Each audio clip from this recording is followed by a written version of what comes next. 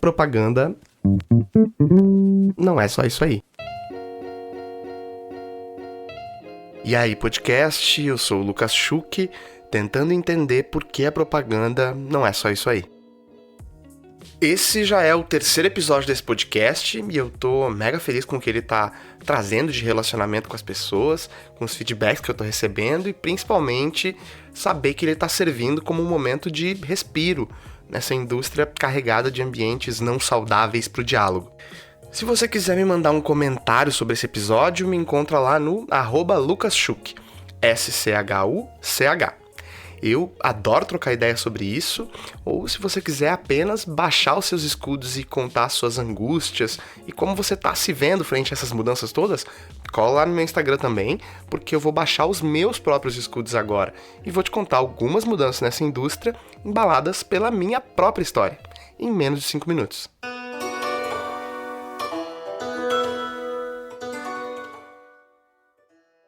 A minha formação em propaganda foi basicamente voltada para a direção de arte. Eu queria muito ser um diretor de arte de uma grande agência. E desde lá a gente passou por alguns momentos. Primeiro, me contaram na faculdade que se uma ideia fosse boa, não importava como você ia apresentar ela. Se um raf ou um desenho de boneco palito, tava tudo bem. Então, eu li muito sobre criatividade, fui em eventos e foquei muito nisso. Aí eu me formei e cheguei na minha primeira agência. Eu fui ser assistente de um diretor de arte que trampava lá. No primeiro dia de trabalho, esse cara me passou uma coisinha simples, robótica para fazer, e disse que, enquanto isso, ele faria um anúncio de um cliente de laticínios que tinha na pauta dele. Eu, do alto dos meus estudos sobre criatividade, lembra? Eu até resolvi criativamente o problema que ele me deu, mas o que eu entreguei de tangível era uma coisa bem boneco palito, assim. Quando eu olhei pra tela dele, tava lá uma caixa de leite linda em cima de uma mesa rústica com contraluz vindo de um nascer do sol que tava numa janela no fundo, e lá fora tinha um campo com umas vaquinhas leiteiras e uma grande árvore que fazia um contorno e uma sombra linda naquele tom alaranjado do amanhecer. Eu olhei pra ele já desesperado, mas mantendo a minha pose e perguntei: "Nossa, que legal! Você encontrou uma foto de uma cozinha rústica com uma janela, parece que foi feito pra botar o produto do cliente aí." No que ele respondeu: "Não, a vaquinha é uma foto, a árvore é outra, a sombra da árvore eu que pintei, a mesa é só uma textura de madeira que eu montei, a janela é uma ilustração de um amigo meu, a xícara de leite." Ali eu vi que a minha criatividade em resolver os problemas não ia me ajudar nesse começo de carreira e que nenhum cliente ia botar nem 50 centavos nessas minhas ideias lealtadas no Paint. Eu ia ter que entregar habilidades que eu não tinha. E aí eu fui tentar me especializar nisso. Corre pra cá, corre pra lá, dor, sofrimento, pânico. E tudo bem, vai. Depois de 1 ano e meio por aí, eu tava fazendo algo próximo da vaquinha no nascer do sol lá. E a vida se estabilizou por cerca de 1 ano. Mas a gente meio que começa a sentir quando a coisa tá pra mudar, né? Muda de agência, pipoca daqui pra lá, se sente perdido, transformação digital, e já não fazia mais sentido ficar entregando só a criatividade e a técnica que eu adquiri embalados num post de Facebook lindo. Agora, precisava ser mais estratégico. Só cortar o anúncio quadrado e jogar no Instagram não resolvia. Foi aí que a vida me aproximou mais do Keynote que do Photoshop. Se você veio de um background parecido, você vai ter passado por algo assim. A criação se aproximou mais das áreas estratégicas, porque no fim do dia a gente viu que não era mais um layout bonito e um título bacaninha bem diagramado à direita que ia vender mais. Na verdade, essas coisas nunca resolveram, mas a gente também não media se resolvia ou não, então ficava tudo bem.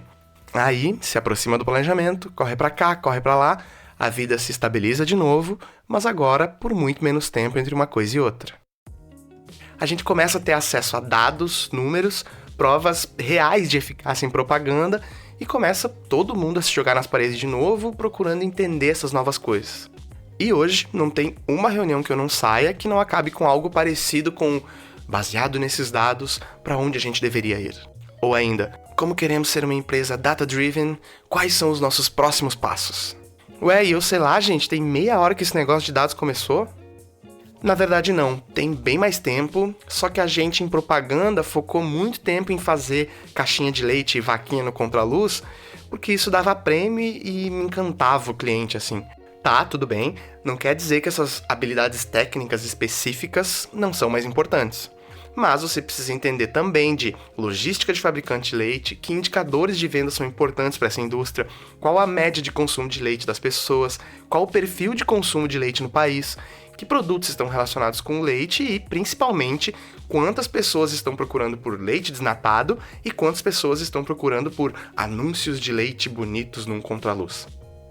Um spoiler: as pessoas estão mais procurando leite de qualidade barato do que um anúncio bonito de leite. Mas tudo bem. Por conta do mestrado e tudo mais, eu comecei a estar mais próximo de alunos. Uma geração de pessoas que vai fazer a propaganda que a gente vai ver daqui 5 anos. E a gente não pode mais olhar para elas e eles e dizer que na propaganda você pode escolher entre ser diretora de arte, ou redatora, ou planejamento. É raso e superficial demais para o que essa galera vai ter de desafio mesmo. E tão importante quanto isso, tem uma geração mais antiga já dentro dos espaços de trabalho que ainda tá aí se enganando que na época do anúncio de leite é que era bom. E não tem oportunidade de repensar essas coisas porque a pauta ela só anda pra frente, né? Business Intelligence, Big Data, Data Mining, Data Science, Analytics, prototipagem, programação, Machine Learning, Deep Learning...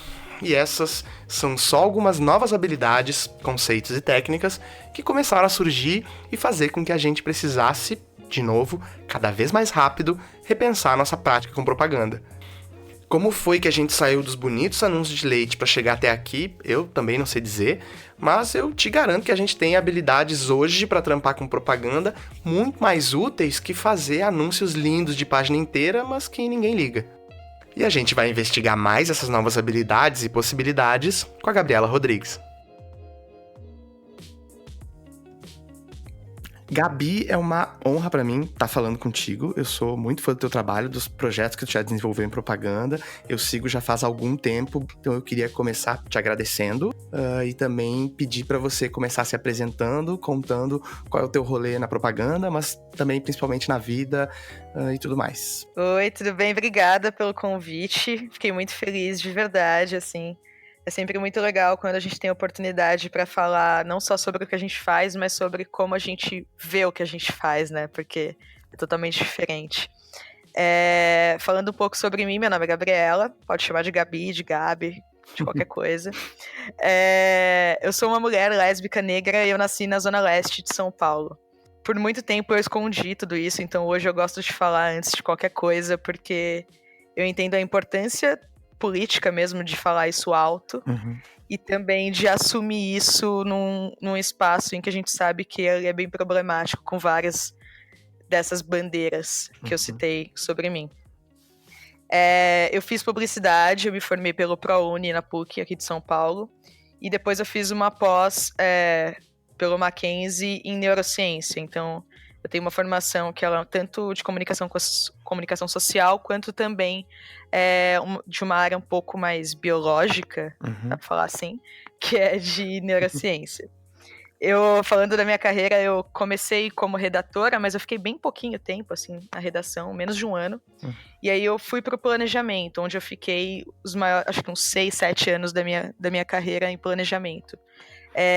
Recentemente eu saí do planejamento tradicional para ir para uma outra área que já eu conto para vocês. Não pode dar spoiler, né? E aí eu tô nessa nova área faz um pouquinho menos de um ano, onde eu tô tentando achar um novo sentido no que eu faço dentro do nosso mercado publicitário. Tá, incrível. Hoje você tá na Soco, uma empresa da Flag, que eu tenho 1 milhão de dúvidas sobre o que a Soco faz. Eu tenho uma vaga ideia, e quando eu comecei a postar no meu Instagram sobre novos modelos de negócio, novos formatos, novas empresas e tal, todo mundo vinha me perguntar, cara, e a Soco? O que é a Soco? O que é a Soco? Eu falei, também não sei, adoraria saber. Eu já sabia muito pouco o que era a Flag, depois com algumas entrevistas e tal, do marketing, não sei o que, comecei a saber mais. Tenho 1 milhão de dúvidas, e esse podcast, eu tenho falado isso direto, tem o objetivo de derrubar algumas cortinas, assim, sobre esses novos modelos, sabe? Tirar um pouco desse ar etéreo que fica quando a gente vê um Instagram, não sei o quê, e falar abertamente sobre qual é a entrega, então, se a gente não tá falando de agência, a gente tá falando do quê? Lá na definição do Instagram da Soco ainda diz agência de publicidade. No LinkedIn diz algo parecido.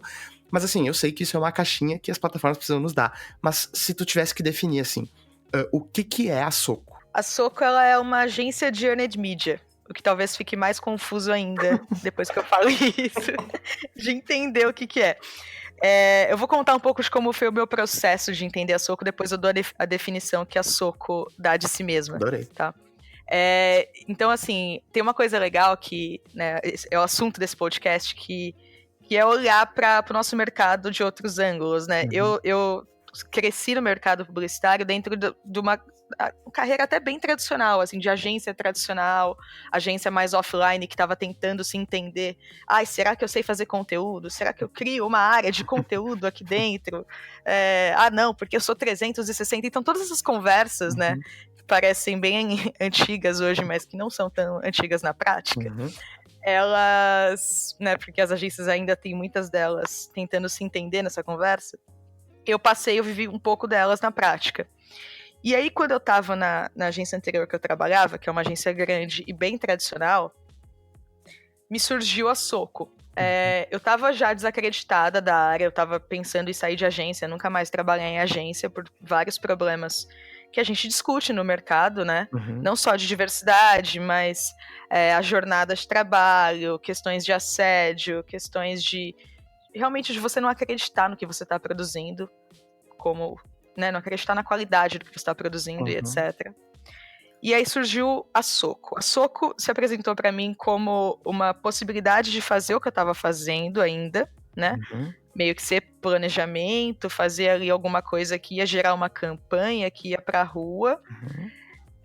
Então ainda tinha alguma coisa de agência ali, né? Que me deu um conforto. Mas me ofereceram uma possibilidade de ser uma planner meio criativa.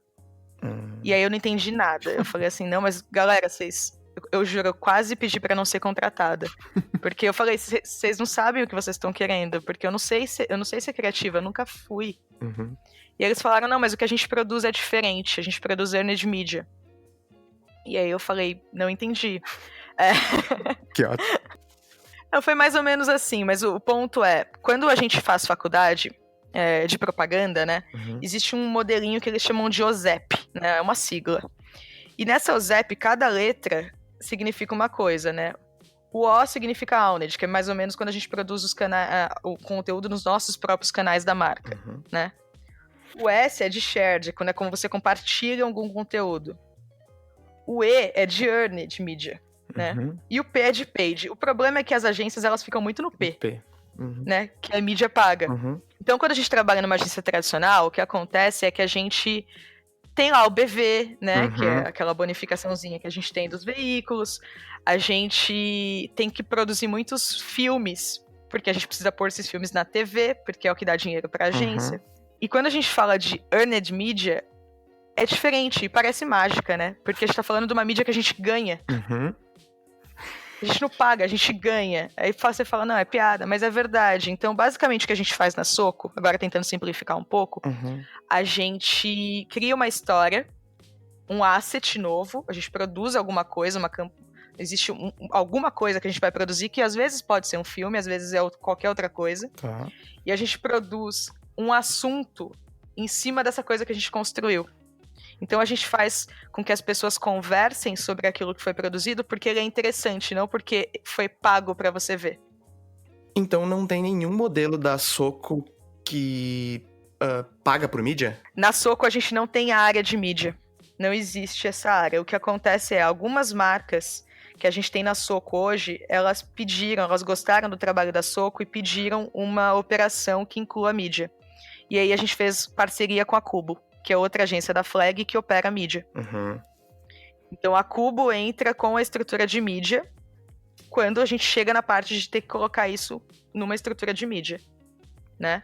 Mas a Soco não existe na Soco a estrutura de mídia. A gente nem tem essa área lá dentro. Que pontos, então, se tu tivesse que me definir, que pontos entre a Soco e o que a gente chama de agência tradicional, e tu me falou que tu veio desse background, que pontos são rompidos, assim, para além dessa visão da mídia paga e a mídia ganha?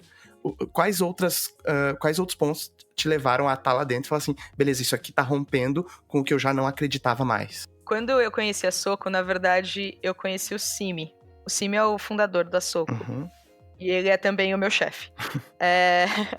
Porque ele é o líder da minha área, que é uma área que chama Creative Data. Uhum. E eu conheci o Simi em um evento em que ele era palestrante e eu era mediadora. E em uma das perguntas que fizeram no final do evento, eles questionaram muito os problemas do mercado, né? Uhum. A mulher que fez a pergunta na ocasião, ela tinha tido 2 burnouts já. Esgotamentos, né? Uhum. Por conta de Caraca. problemas do mercado. E ela perguntou pra gente o que a gente achava, né? Dessa cultura tão tóxica do nosso mercado. Uhum. E eu lembro que o Simi pediu pra responder. E ele falou assim que ele acreditava que um dos principais pontos que levavam a uma cultura tão tóxica era o próprio BV. Uhum. E aí ele começou a explicar e pra mim fez muito sentido. Ele falou, pensa na mentira que é isso. Uhum. Você cria toda uma estrutura que começa com uma mentira em que você tem que criar uma coisa que não vai resolver um problema para colocar na rua para ganhar dinheiro de um outro jeito. Uhum. E aí as marcas não querem pagar a estrutura da agência pelo trabalho. Uhum. Aí as pessoas não recebem. Elas não recebendo, elas têm que... Enfim, aí elas têm que entrar em concorrência, né? Existem muitas concorrências que as agências têm que entrar para se sustentar. Só que concorrência, as marcas não estão pagando as pessoas para trabalharem. Uhum. Então as pessoas estão trabalhando o dobro, sem receber o dobro, e aí elas ficam virando noite.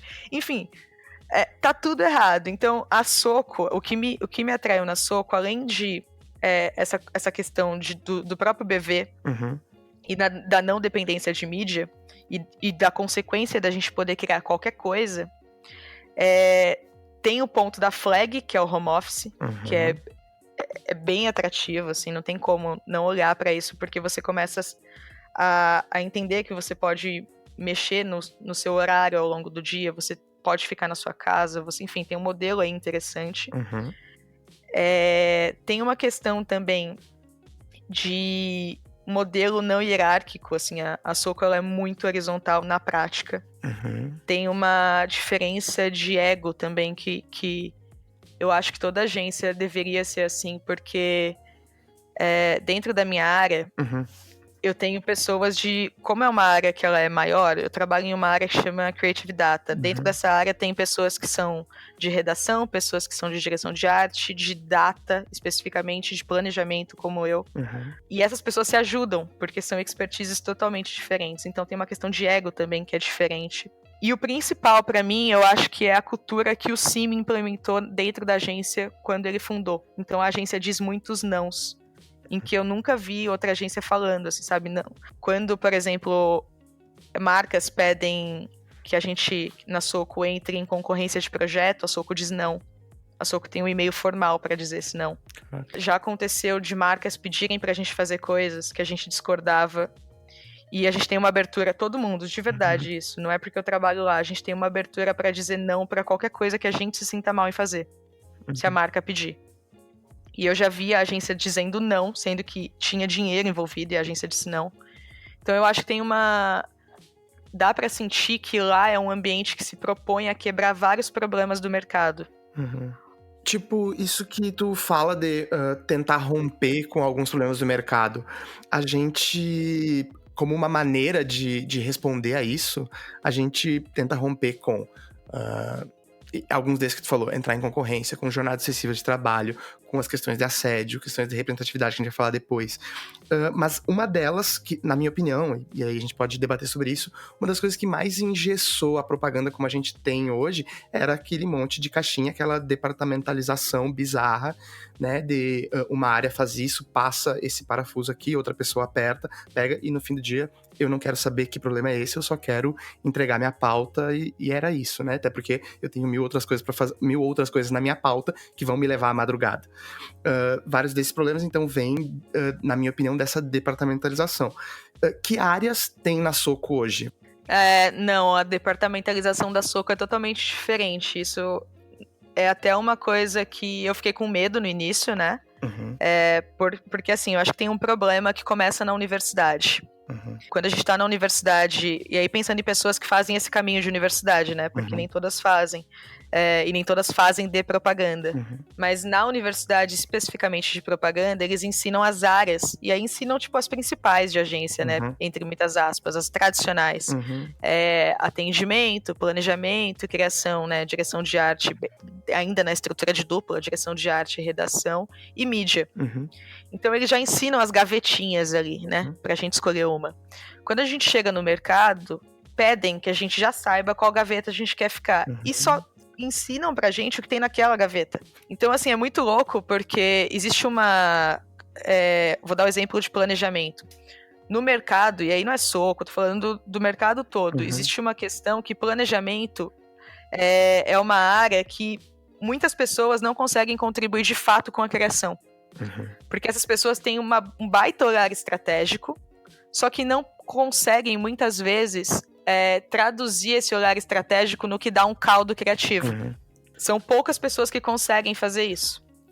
E a mesma coisa acontece com, sei lá, atendimento, que muitas vezes tem, tipo, uma pessoa mega organizada, tem muito talento para lidar com situações difíceis, com gestão de pessoas, com cliente, etc., mas na hora de organizar ali o que dá uma boa campanha, etc., e contribuir com o processo criativo, também não consegue. Acontece isso em todas as áreas.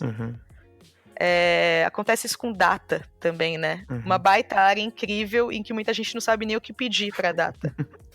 Então essa departamentalização que a gente tem no mercado, ela não é inteligente para o processo criativo, para o que a gente tem que produzir numa agência. A Flag, ela já repensou isso há uns anos, então dentro da Flag inteira, essa estrutura ela já é bem diferente. Nas várias empresas da Flag.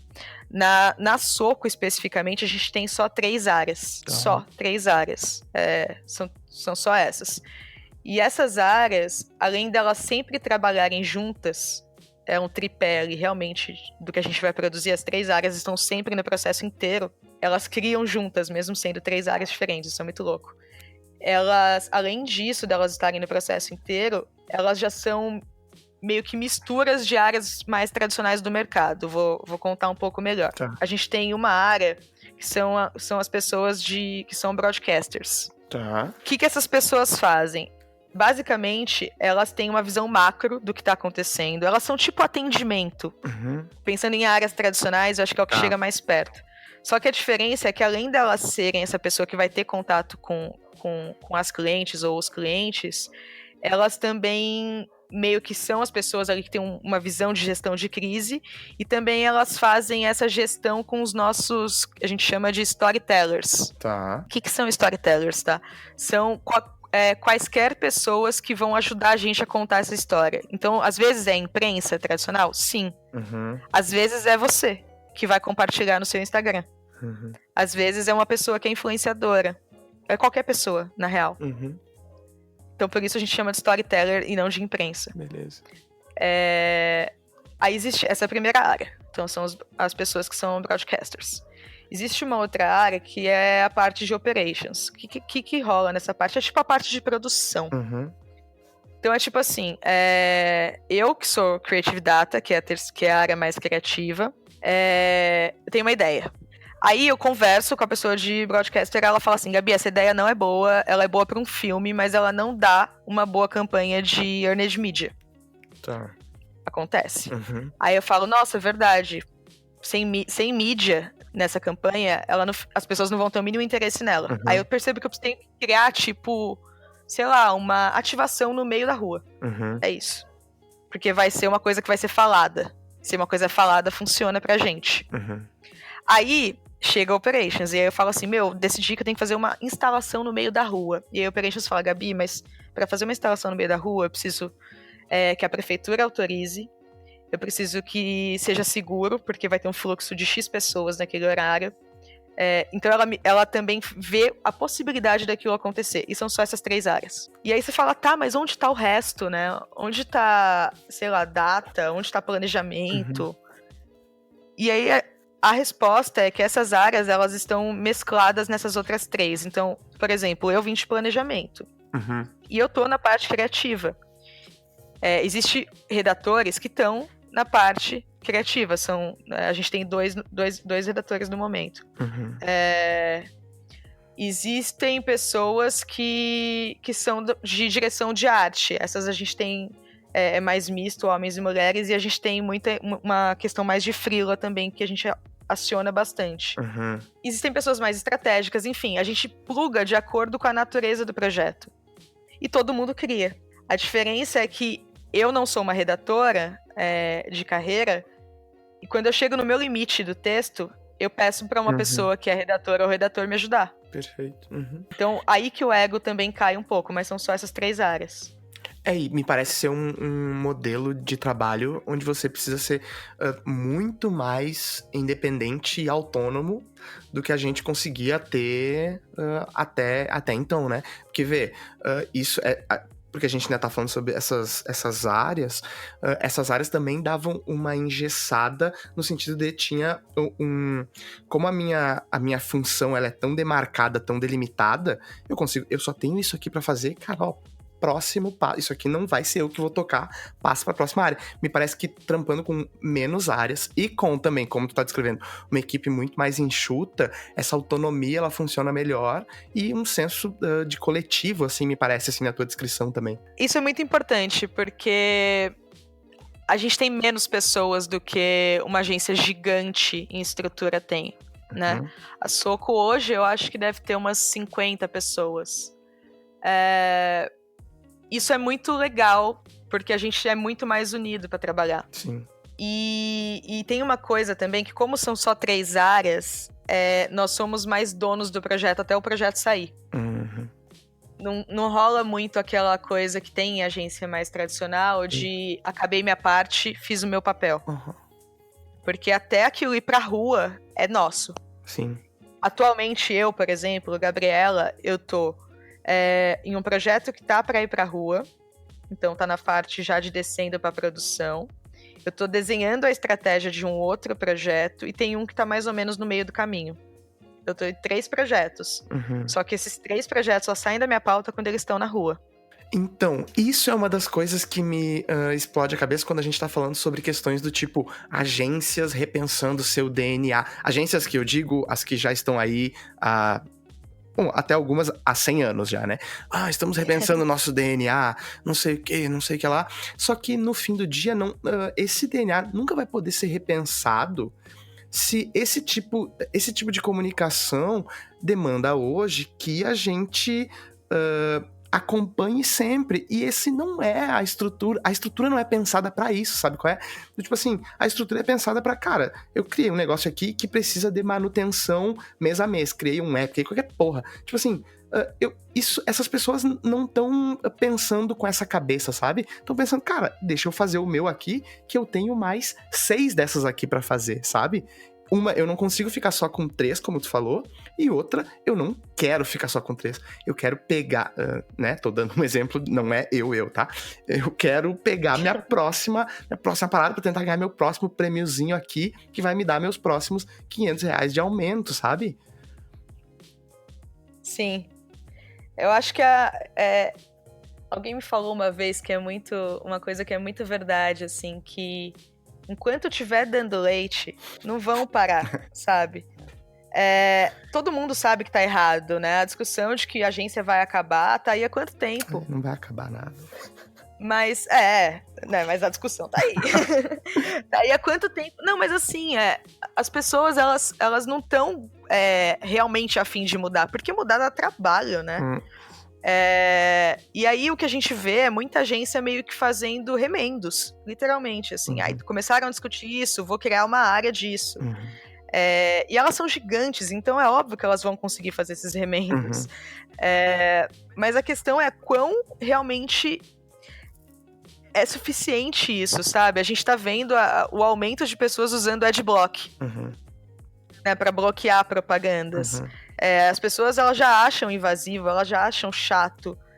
É óbvio que se eu tô pagando pra elas verem, elas vão continuar vendo, mas eu não consigo deixar meu conteúdo mais interessante pra elas realmente se engajarem nesse conteúdo mais do que só verem esse conteúdo.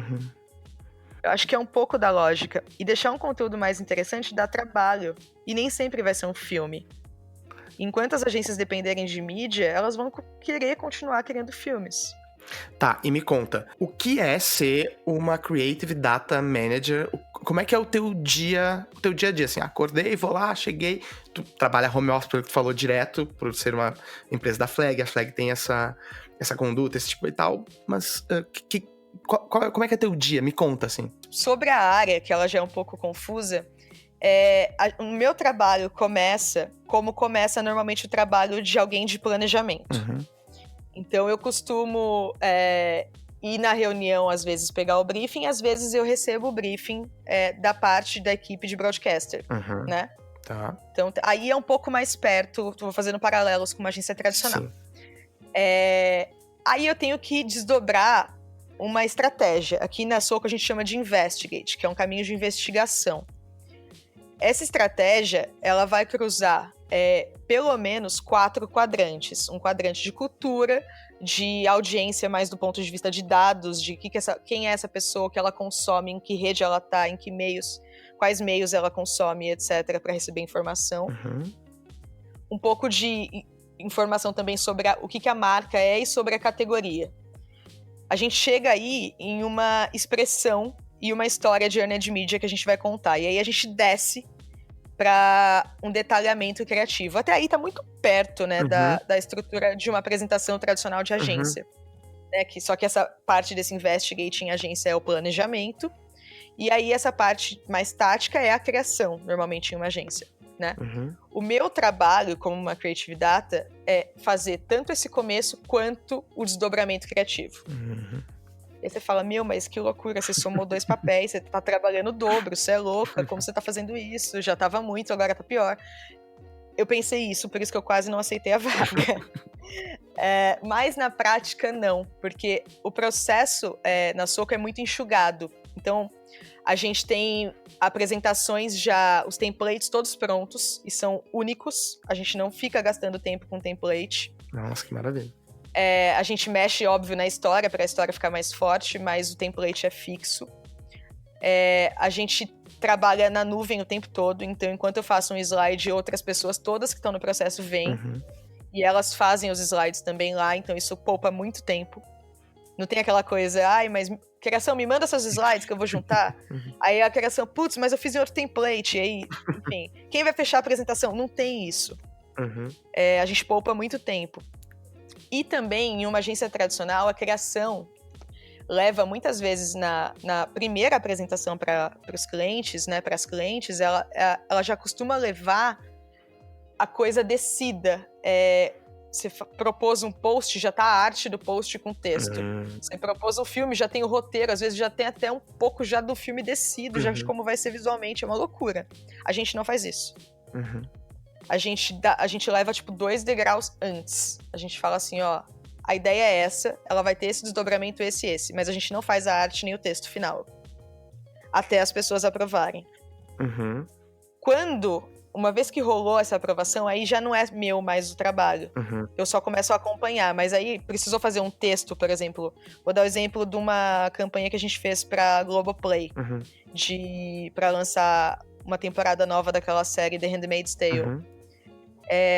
Eu fiz toda a investigação junto com uma outra amiga minha da mesma área que eu. A gente fez uma dupla e a gente fez toda a investigação junto. Aí a gente fez um brainstorm, eu e ela, a gente chegou nas ideias, gostamos de uma ideia, levamos pra frente, todo mundo gostou, a gente decidiu produzir essa ideia. Essa ideia, ela era um slam, aquela poesia, né? Um slam. Só que eu não sou slammer, nem a Midu, que é essa outra que fez. Então, o que acontece? A gente fez só um roteiro de exemplo pra aprovar a ideia. E aí, quando aprovaram, quando tinha o dinheiro pra fazer, quando já deram o ok que aquilo ia acontecer, a gente foi e contratou uma slammer que fez um texto muito melhor do que o nosso, 1000 vezes melhor, porque afinal é o que ela faz. E a peça, enfim, bombou. Essa slammer, ela foi parar na capa da Vogue. Que foda. Então, assim, as coisas, elas acontecem de uma forma muito, muito louca quando você só pluga as pessoas e dá a voz como as pessoas realmente têm que ter. Minto, acho que não foi na capa, acho que ela só saiu na matéria, mas ela foi parar na Vogue por conta dessa campanha, assim. Tá, e me conta, antes da Soco, tu já tinha uma intimidade com dados, assim? Já era parte do teu trampo? Eu sei que tu, já passou pelo planejamento, não sei o que, não sei o que lá, mas já tinha uma intimidade maior, assim? Então, quando a gente trabalha numa agência tradicional, a gente vê as outras áreas, né? Por ser planejamento, eu trabalhava um pouco mais perto de data, mas eu nunca fiz o que data faz, assim. Eu nunca sentei, abri ali os softwares que eles usam, entrei com o meu login, fiquei estudando. Nunca sentei, de fato, naquela cadeira e trabalhei como data. Só que eu sempre, por ser planejamento, eu era a pessoa que pedia as coisas. Então eu falava assim, olha, eu tô achando que esse público não tá gostando dessa campanha. Vamos olhar esse tipo de comportamento e ver o que eles estão falando? Ou então, já vinha, né, a informação, essa campanha não foi muito boa, a galera tá reclamando. E aí eu falava, tá, mas será que estão reclamando disso, da campanha, ou será que não é esse outro ponto aqui, que talvez estejam reclamando por isso? Então, assim, a gente já tem como planejamento na nossa cabeça algumas hipóteses, e treinando essas hipóteses, a gente costuma saber o que pedir para a equipe de data, né? E toda área deveria minimamente saber isso. Entender o que data faz e saber como pedir as coisas para data, porque hoje em agência, isso é um problema, principalmente nas agências mais tradicionais, data entra no processo ou para fazer relatórios finais de como as coisas foram, ou para comprovar um dado. Então você fala assim, preciso de um dado que mostre para mim que isso está acontecendo. E aí data entra e comprova aquilo. Pra comprovar alguma coisa uma hipótese que pode ser uma hipótese até falsa, mas ler algum dado de uma maneira que me ajude aqui. Tipo um retroplane. Exato. Isso muitas vezes é pedido pela própria área de planejamento. Então isso é um problema. Eu, quando fui trabalhar na Soco, eu tinha tido esse contato com data a minha carreira toda, por conta de ser planejamento. Só que muda totalmente a lógica quando você tá no processo de data e data começa a fazer parte do seu dia a dia em tudo que você tá criando. Então não é sobre você falar, comprova aquela hipótese para mim, ou como é que foi a campanha, como é que tá indo. É muito sobre você falar assim, olha, eu preciso saber o que esse público consome. Preciso saber o que esse público fala. Eu preciso saber se eles gostam disso ou daquilo. E toda a estratégia ela é norteada por como as pessoas interagem, por como está a repercussão da marca, por como as pessoas... o interesse que as pessoas têm num dado assunto ou no outro. Tudo isso a gente investiga com data para poder chegar em alguma estratégia e, por fim, chegar em algum asset criativo. Boa. Nesse sentido que tu falou agora, historicamente a gente nunca lidou bem com dados em propaganda. Eu não sei se assim... Acho que por vários motivos. Um deles porque eu acho que isso, se a gente... Era difícil ter acesso a esses números, não sei o quê. Mas também, quando a gente começou a ter acesso, a gente meio que renegava isso aí, porque ou acho que ia mostrar as nossas fragilidades, ou mostrar que a gente é um fracasso mesmo e não vendeu sabonete no final do dia e boa. Mas assim... Na outra ponta, a Soco trampa com clientes como Netflix, Nubank, Ben & Jerry's, são marcas que já estão mais conectadas com esse zeitgeist, esse espírito do tempo e tudo mais, né?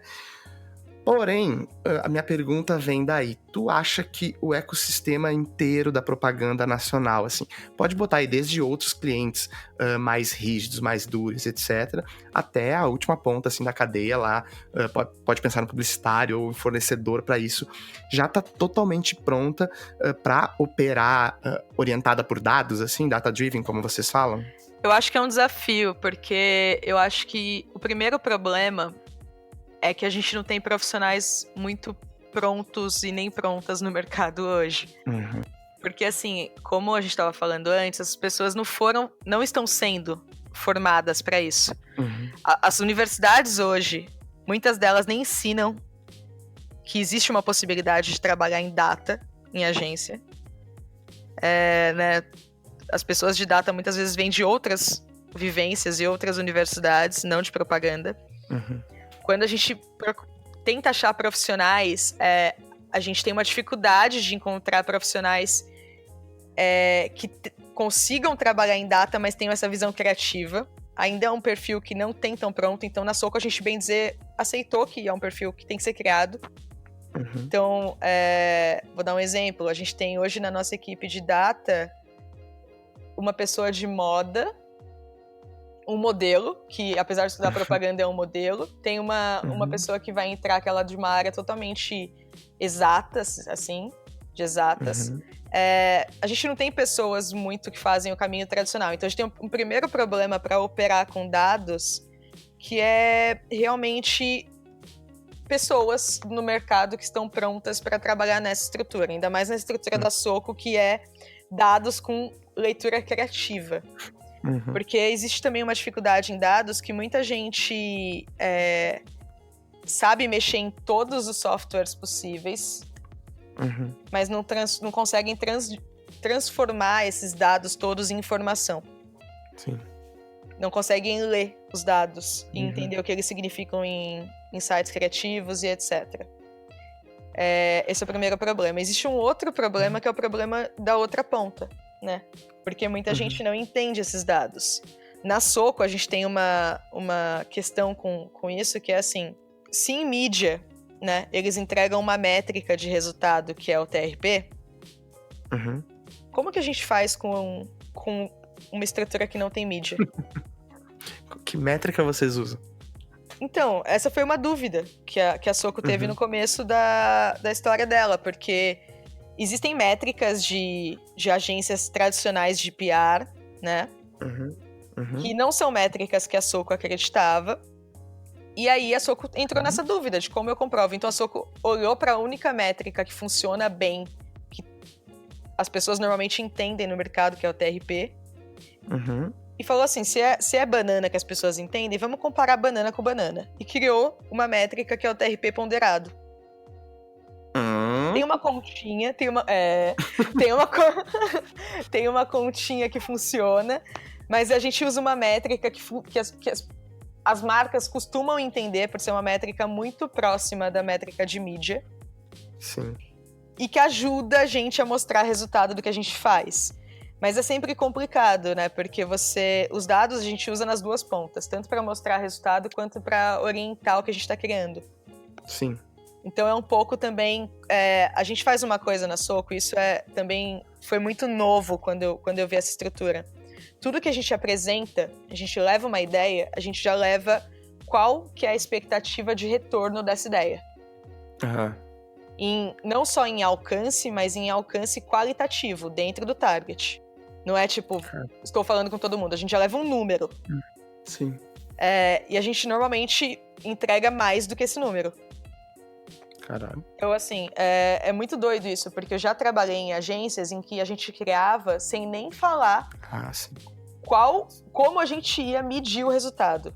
Isso aí é terça-feira à tarde, né? Em agência, isso é o dia a dia. Não, assim, não tô falando numericamente, eu tô falando nem como, assim. As pessoas falam, vai ser número de comentários, vai ser não sei o quê. As pessoas não sabiam como que ver se deu certo. Elas não falam sobre isso. Quando falam, elas falam engajamento. Mas engajamento não é resposta, porque engajamento pode ser qualquer tipo de engajamento. Então, é um outro desafio. Então, quando a gente fala de uma empresa que ela é realmente orientada por dados, a gente tem um pouco disso, assim, de como a gente tem profissionais que estão preparados e preparadas, como que a gente tem, na outra ponta, marcas que saibam lidar e entender esses dados e a informação que a gente tira desses dados, e como a gente faz isso estar no dia a dia, e não só em momentos que a gente queira comprovar uma coisa ou outra, sabe? Mas realmente como a gente faz isso fazer parte do processo todo, orientando tudo que a gente põe na rua. Tá, eu quero ir pra outro lugar agora. A gente já falou bastante sobre dados, falou sobre isso, mas a gente tem outras pautas que são importantes e a gente não pode minimizar elas, já que a gente tá nessa oportunidade de debater e tal, nossa indústria. Todas essas más práticas que a gente já falou, algumas delas aqui, jornada excessiva de trabalho, a galera saindo com burnout pra tentar evadir desses espaços só para sobreviver mentalmente, né? A gente tem representatividade, os problemas de assédio moral e sexual dentro dos lugares. Eu vou perguntar pela Soco, mas eu também quero perguntar a tua percepção de mercado sobre isso. Quando a gente começa a falar sobre esses novos modelos de trabalho, e aí por isso que eu tô falando sobre a Soco, a gente começa a ver que essas empresas tentam romper com essa cultura não sustentável, né? Que a gente sempre teve nessa indústria. Essas pautas, tu acha, pela Soco, viram pauta efetivamente lá dentro, assim, viram motivos de debate? Tem esse tempo para isso? E tua percepção de mercado, assim, tu sente isso efetivamente transformar o mercado da porta para dentro, assim? Eu acho que esse é o grande assunto que a gente tem nos últimos anos, né? E que bom que é um assunto, que bom realmente que é um assunto. Eu acho que o assunto ainda está um pouco longe da prática.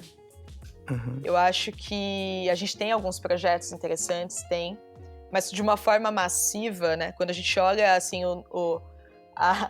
se a gente colocasse um número nas conversas versus as práticas, a gente veria que está sendo muito falado e pouco feito. Acho que essa é a primeira questão quando a gente fala dessas práticas ruins do mercado e a discussão que vem acontecendo, né? Na Soco, especificamente, tem duas coisas que funcionam bem. A primeira é que a gente usa, no nosso dia a dia, isso a flag toda, a gente usa um Workplace. O Workplace é o Facebook de empresas. É literalmente igual um Facebook. Então, a gente tem a timeline igual a nossa, do nosso Facebook, a gente tem os chats e etc., os grupos, tudo igual. Só que o nosso universo é a flag.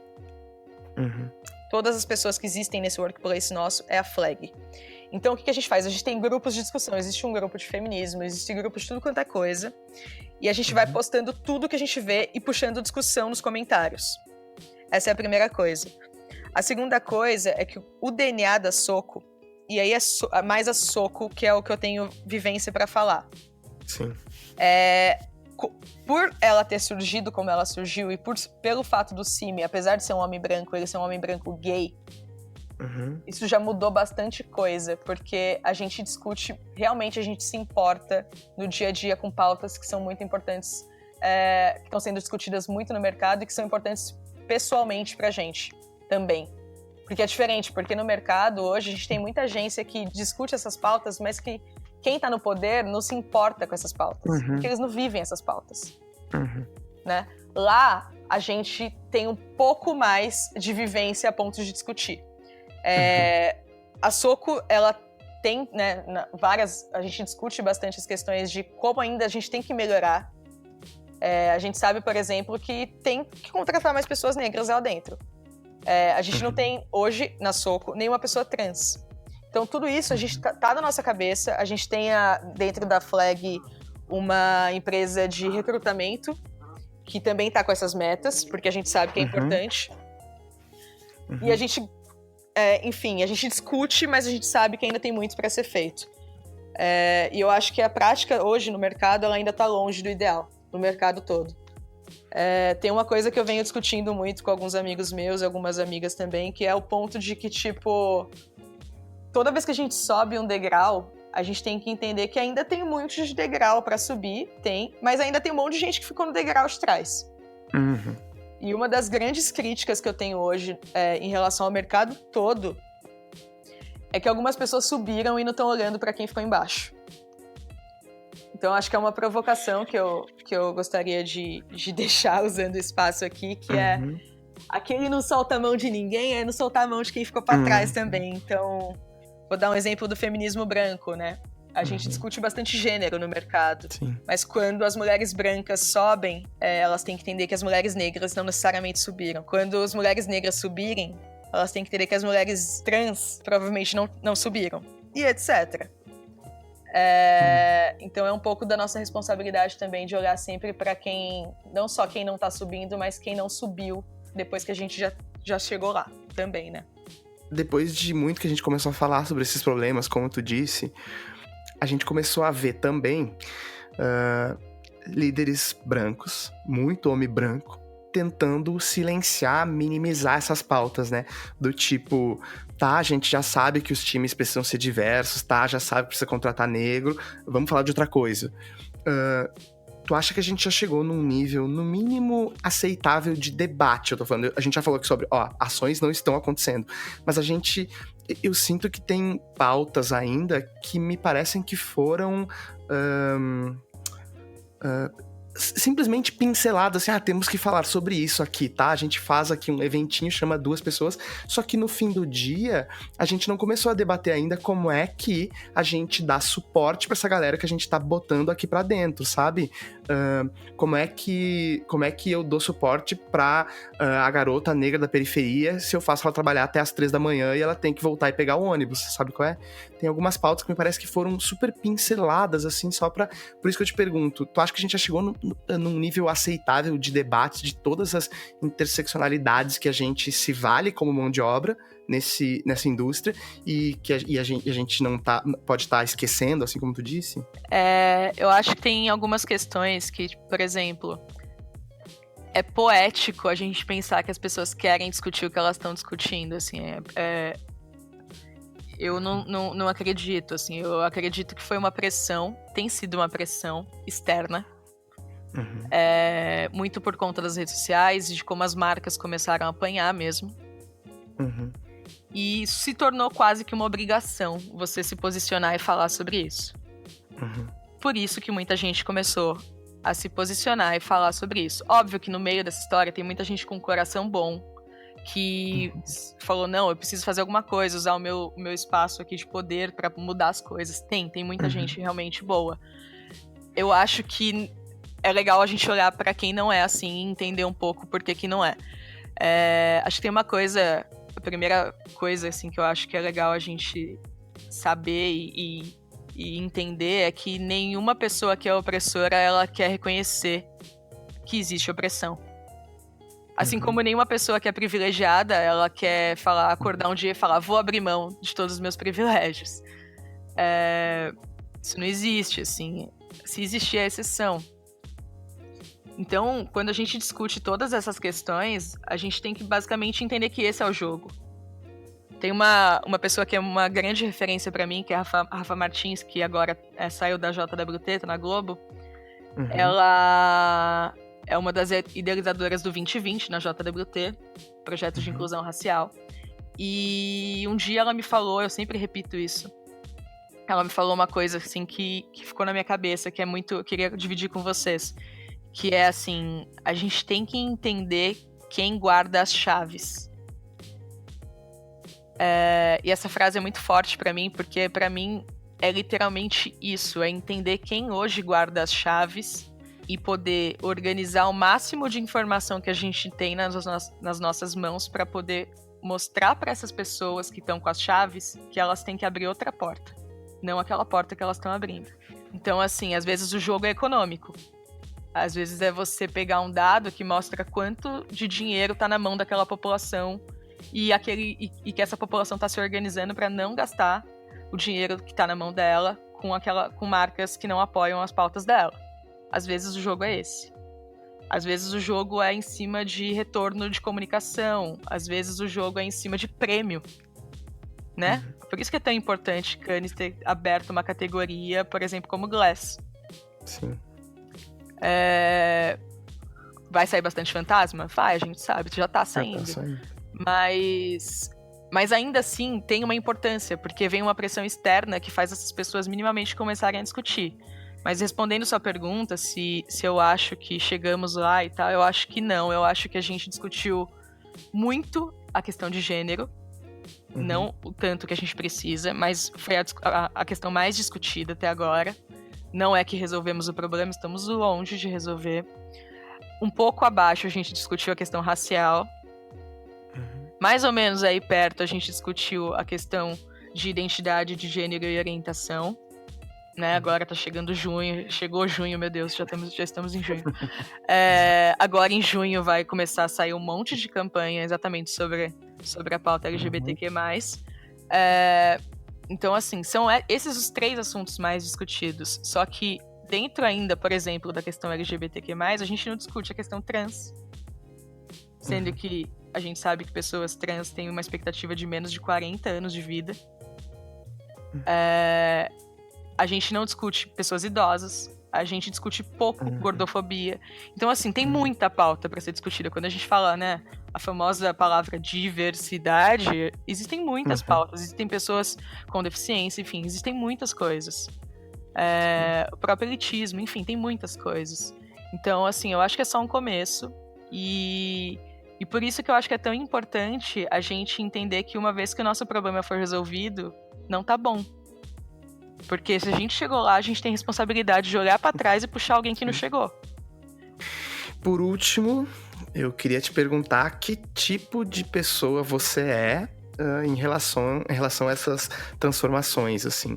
Se a Gabi sofre ansiedade com esse monte de mudança, assim, ou ela consegue curtir assim, putz, que legal, eu não sabia isso, eu consigo aprender bem, ou isso vai dar tempo de eu aprender e tudo mais, ou você, de alguma forma, isso te assusta, te amedronta, etc. Eu acho que o nosso mercado, ele deixa as pessoas mesmo com ansiedade. Isso foi Quando eu comecei a trabalhar no mercado publicitário, algumas coisas eu achei tipo, eu cheguei assim, eu olhei pro lado e falei, gente, que coisa doida, né? A primeira delas é como todo mundo falava que fazia terapia. Sim, muito.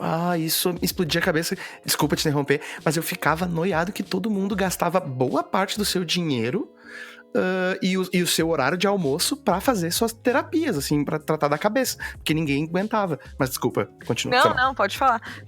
Mas é muito doido isso, né? Eu senti a mesma coisa, porque assim, eu venho da periferia de São Paulo, tipo, de Ermelino Matarazzo, Zona Leste. E na minha bolha, ninguém fazia terapia. Inclusive, existia um estigma, um preconceito com terapia, como se fosse, não, eu tô louca. Não, coisa de louco. O que eu entendi depois que não é. Acho que todo mundo deveria fazer terapia mesmo, porque faz muito bem. Só que foi um susto, que eu falei assim, gente, todo mundo fala com uma naturalidade que tá mal, que eu nunca tinha visto. E aí veio o segundo degrau, né, dessa coisa, que eu falei assim, tá, se terapia não é tão ruim, tudo bem as pessoas falarem, né? Só que aí eu comecei a perceber que as pessoas falavam com uma naturalidade igual sobre remédios que elas tomavam pra depressão. E aí eu falava, a pessoa, tipo, eu juro, teve um rapaz, não vou citar nomes, que a gente tava numa reunião e ele tirou, tipo, um vidrinho da boca, assim, no meio de uma reunião qualquer, era, tipo, uma reunião interna. E começou a pingar loucamente na boca. Aí eu falei, é floral? E ele falou, eu não vou lembrar o nome do remédio, mas ele falou o nome de um remédio que é meio famoso pra depressão, e ele começou Aí ele falou, toda vez que eu tô entediado, eu tomo umas gotas. Caralho. Eu falei, isso é muito errado, ele tá tomando, tipo, fora do horário, assim, sabe? Sem controle. Eu nem sei se ele falou brincando, mas aquilo me assustou. E é muito mais comum, né, do que a gente queria que fosse isso. Então, acho que esse foi um primeiro susto. Eu tento cuidar muito da minha saúde mental. E, tipo, esse foi um dos principais fatores que me fizeram desistir de agência. Ano passado, antes de eu entrar na Soco, eu tinha desistido literalmente de agência. Cheguei no meu limite, falei, não tô feliz fazendo isso. E comecei a pensar, assim, estudar outros lugares em que eu ficaria feliz trabalhando. A Soco não estava na lista. Eu não conhecia a Soco, eu acho importante contar isso. E aí eu fui abrir o leque, tava pensando em, eu vou pra empresa, ou eu vou pra uma consultoria, o que eu faço?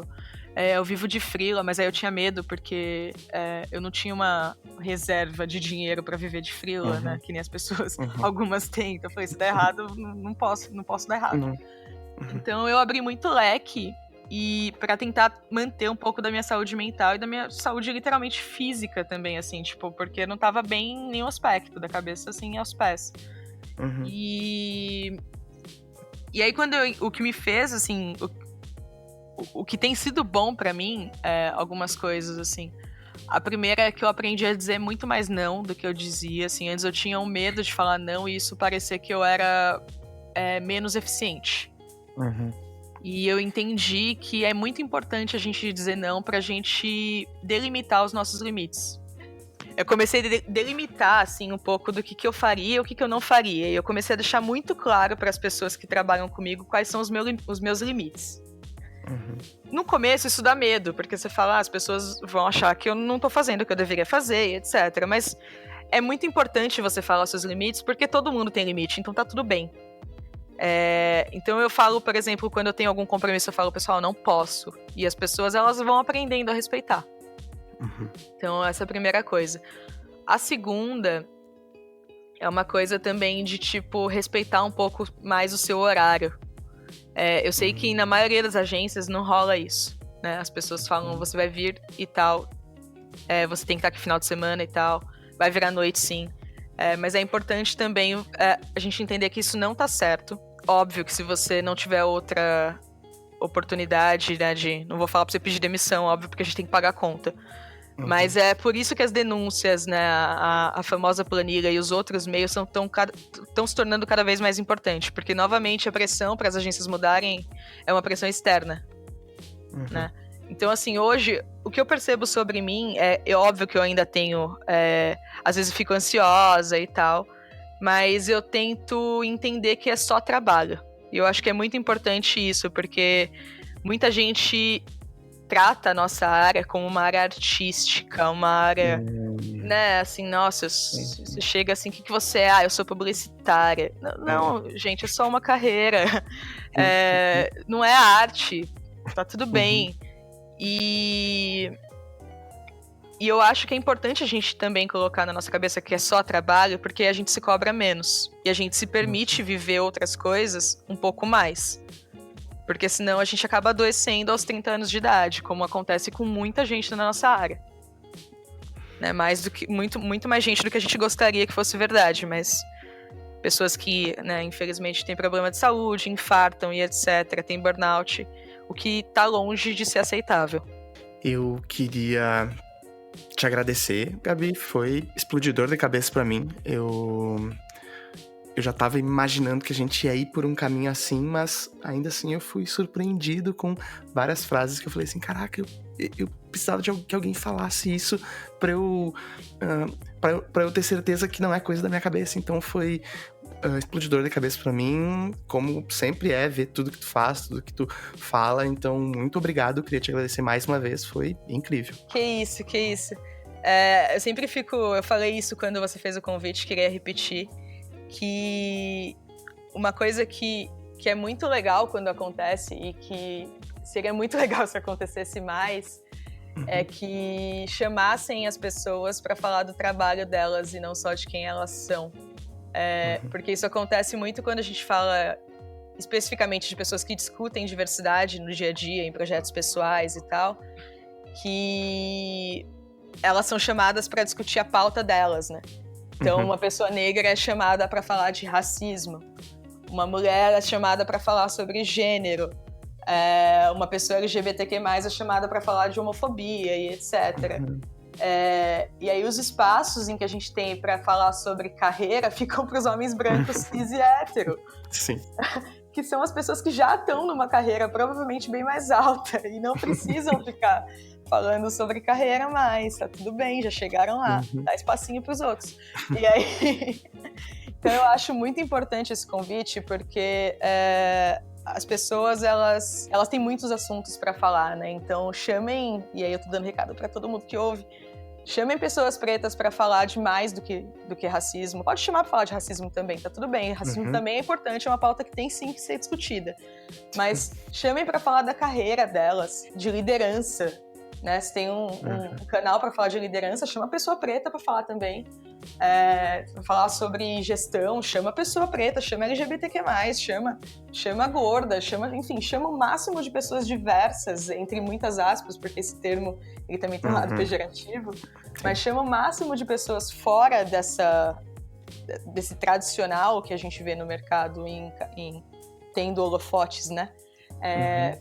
Chama essas pessoas também, porque elas também têm muita coisa para falar e elas têm provavelmente ângulos novos para falar de liderança, de gestão que a gente ainda não discutiu no mercado, né? Me indica um arroba.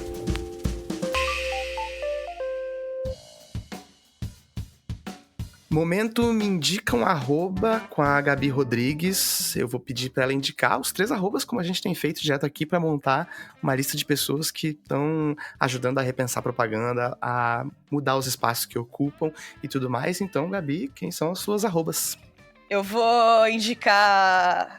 Eu sei que são 3, mas eu já vi que mais gente... As pessoas antes já indicaram mais. Eu já tô mudando para 4 já. Eu já vou quase botar para 4.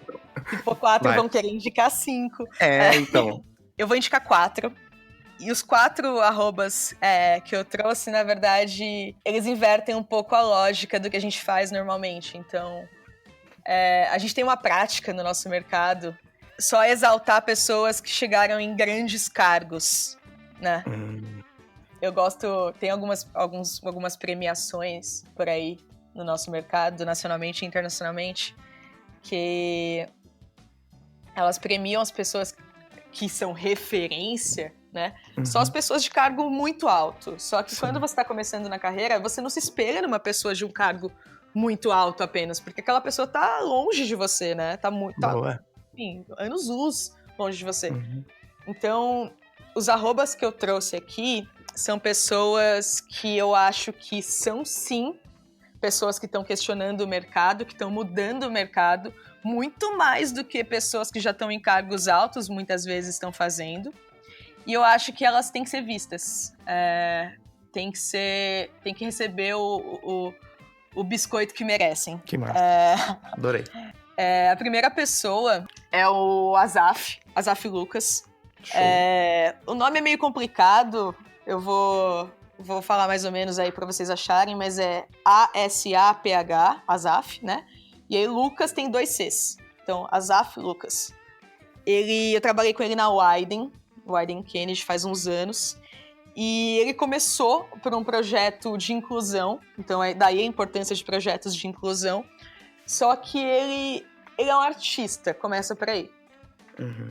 Ele tem uma visão muito, muito, muito, tipo, forte de arte e diferente das visões artísticas que a gente costuma ter no nosso mercado, nos cargos tradicionais de direção de arte. E aí, quando o Azaf chegou no mercado, ele fez um boom, assim, porque ele tinha uma visão artística tão diferente daquela coisa comum no mercado, que aquilo rapidamente ganhou valor. Sim. Então, hoje ele trabalha na Agência África, dentro de uma área de referência visual. Então, é uma área que eu acho que eles chamam de insights, não lembro. Mas, enfim, é uma área de referência visual. O que essa área faz? Imagina que a criação vai fazer um filme de uma marca e esse filme vai falar com periferias.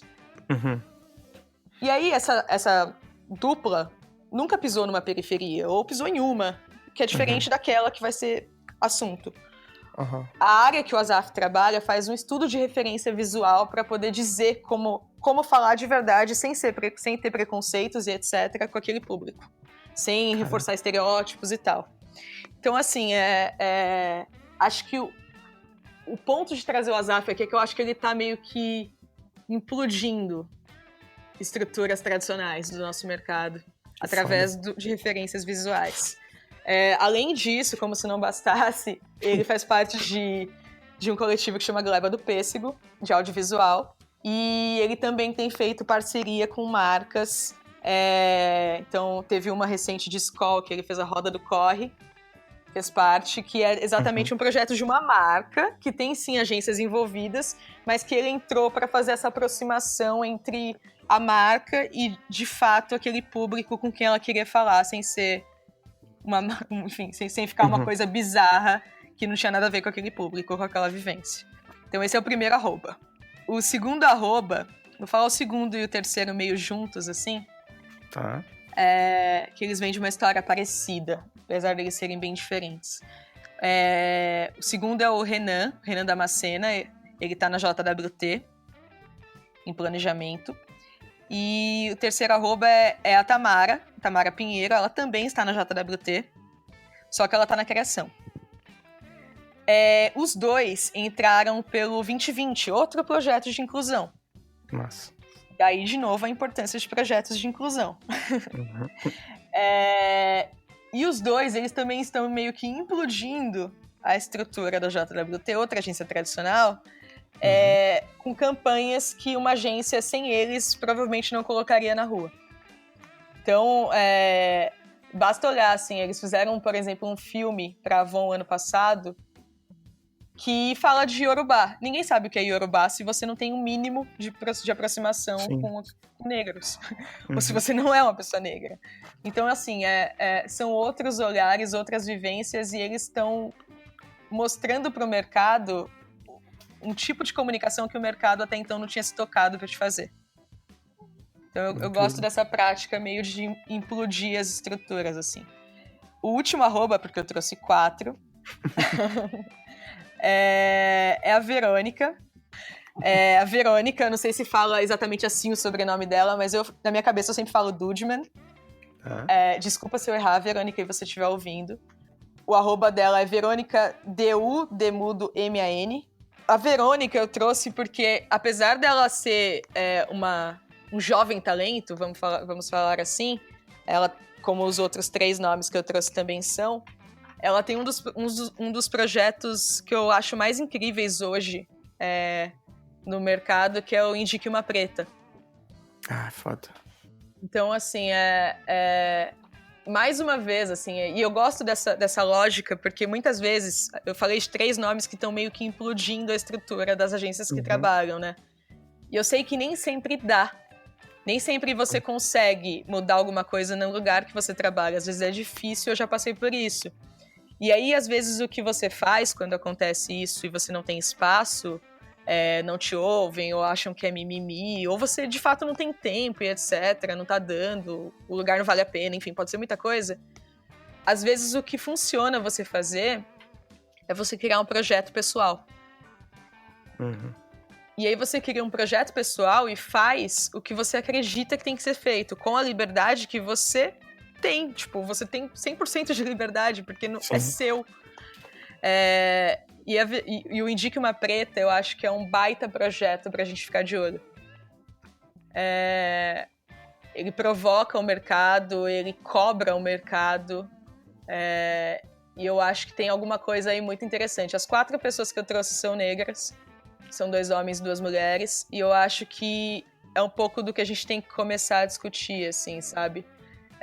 Como a gente ou implode as estruturas que a gente tá, ou como a gente acha jeitos de fazer isso em um projeto pessoal. Incrível.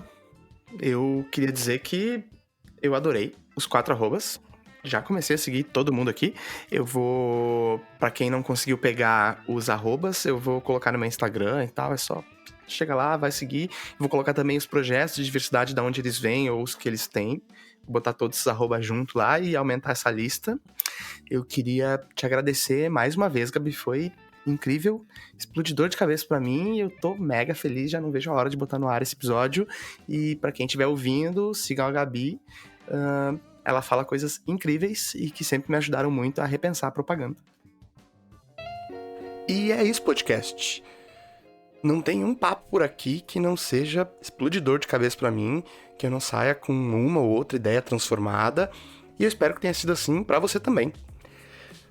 Nesse papo a gente foi desde como operam esses novos modelos até os problemas dessa indústria e como essas novas habilidades estão ajudando a gente a resolver essas tretas. Como quem fica para ouvir esses segundinhos finais do podcast? É só a galera mais afim de debater as ideias mesmo, que tá catatônico e sem ação depois de tudo que ouviu, ou a galera que tá longe do celular para passar para outros podcasts, mas beleza. Eu tô te esperando lá no @LucasSchuch pra gente debater quais dessas mudanças estão te fazendo repensar mais a sua vida com a publicidade. Eu tô aqui torcendo para que você tenha sacado que se você ainda não tá se movendo na direção dessas novas habilidades, tá tudo bem, dá tempo. Tem um monte de gente na mesma, mas tem outras empresas para você olhar e se inspirar que estão provando que propaganda não é só anúncio de caixa de leite, que propaganda não são só posts patrocinados no Facebook, que propaganda não é só isso aí. Desculpem o final dramático, eu conto no Instagram quem é o próximo convidado.